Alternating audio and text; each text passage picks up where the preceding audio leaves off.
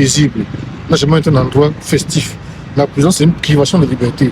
Or, la seconde richesse de l'homme, après la santé, c'est la liberté. Si on prive votre liberté, je ne suis pas sûr que vous vous estimez heureux.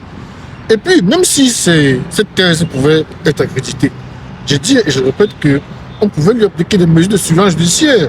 Par exemple, on l'astreignait à rester chez lui, sous surveillance de la police et de la gendarmerie. Et se l'ont mis en protection, se l'ont protégé de ceux et celles qui pensent qu'il fallait le vouer au pilori.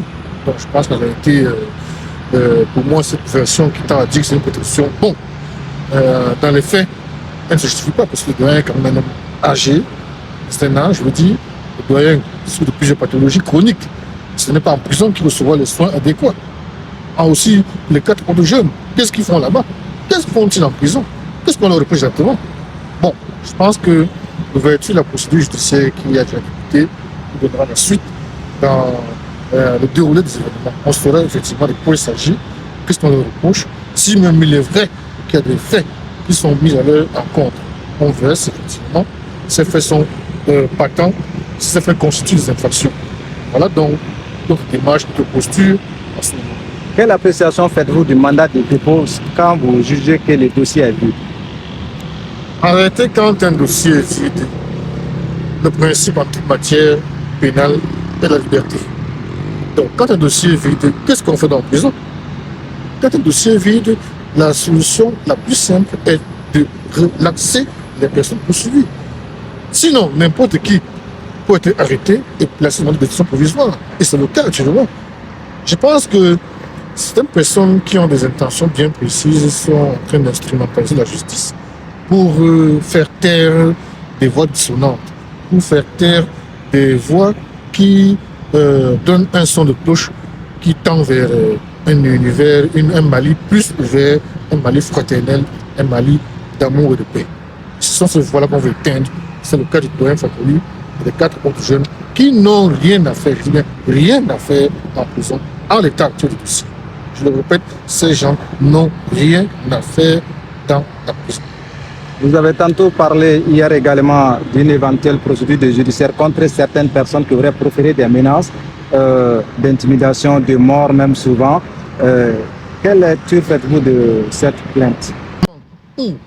Des dignitaires religieux se lèvent un matin et demandent qu'on élimine physiquement des personnes qui appartiennent à une communauté, soit religieuse, soit philosophique, soit linguistique, soit ethnique, ça devient à ce moment-là un appel au génocide. Et le génocide est une infraction internationale et non prescriptible. Ça veut dire qu'on ne peut pas être réfugié derrière ce qu'on appelle encore la prescription pour éviter les poursuites.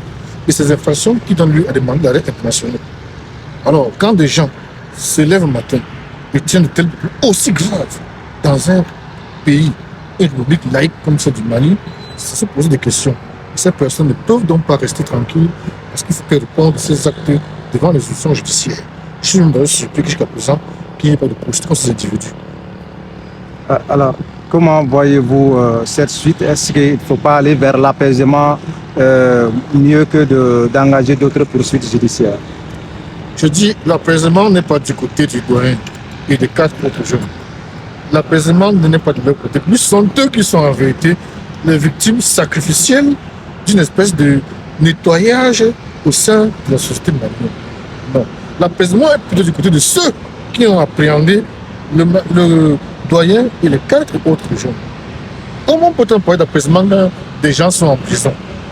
Comment peut-on parler d'apaisement quand des gens sont arrêtés sur des bases totalement irréelles, totalement inexistantes?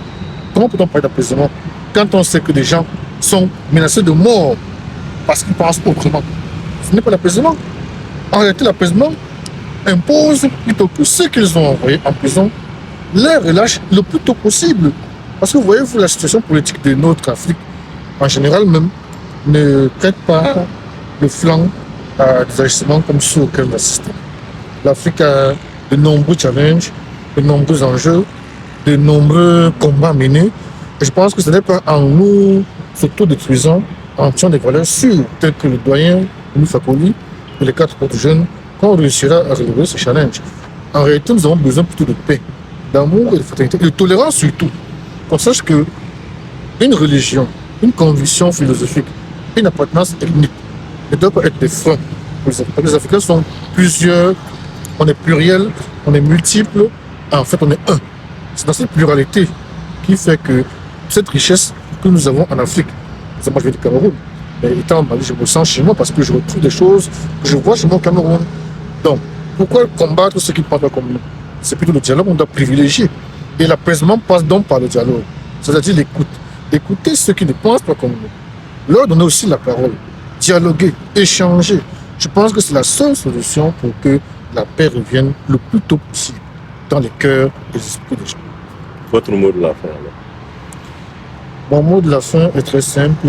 J'invite les autorités judiciaires à donner un signal d'apaisement.